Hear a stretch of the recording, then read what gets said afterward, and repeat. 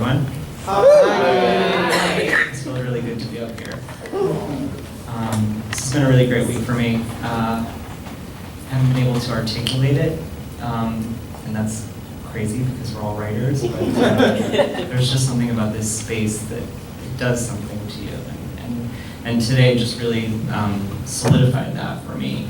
And it was just really emotional and beautiful, and it's taught me a lot about letting go of my own fears and learning just how to love myself.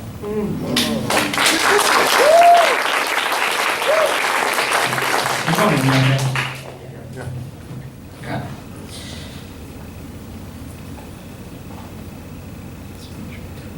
Sorry.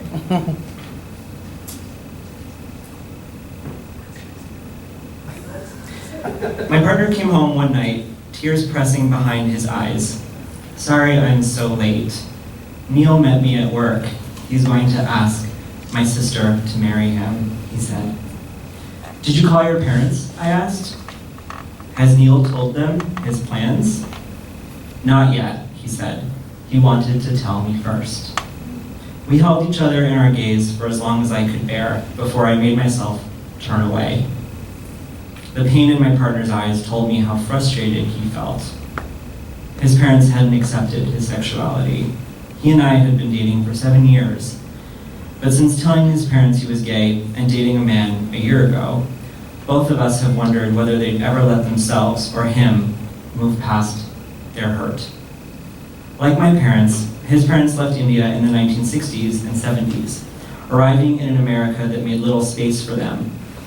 As children, both of us firstborn sons, it took us years to understand what settling here meant for them, what trials they endured. We were too young to see how our parents' dreams, their determination, confronted them in our own lonely suburbs. But as my partner has learned to be the son who hurt his parents, I've watched him, held his hand. All the while, I've waited on the sidelines, wondering when the magic moment would come. How much could we ask for? How far could we push? My partner's family seems both near and far. They phone him frequently, only fragmented voices I catch on the other end. Their faces in photographs taken at birthday dinners I don't ask to join. I've sometimes, however, thought my partner too timid to stand up for me, and I've told him once, it's them or it's me. In my fit, I remembered how to ask for what I thought I needed, and I forgot how to stand by his side. Instead, I've kept quiet. Resignation may look like an unwillingness to stand up for myself, or permission to let myself be consigned into oblivion.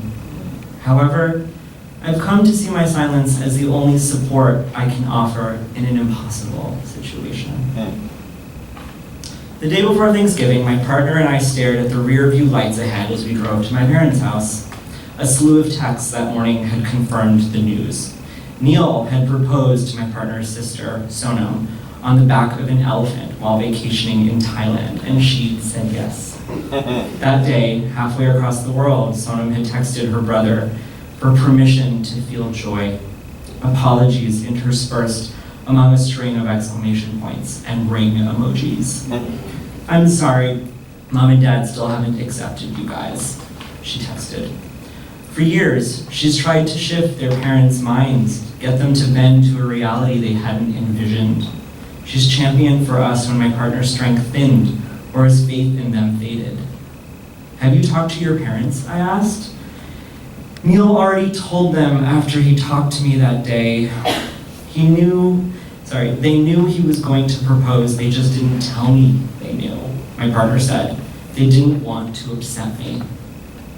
That his parents had kept this secret from him revealed to me the depths parents will go to protect children who have hurt them. They know their children also hurt. It's all out in the open now, I began.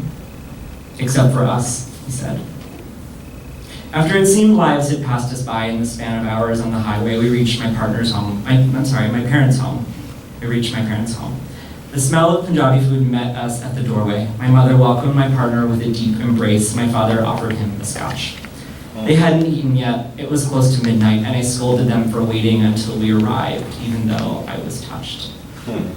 When I told my parents I was gay, years earlier, my partner looked on, waiting patiently for my parents to reconcile their hopes with the uncomfortable reality I was laying at their feet.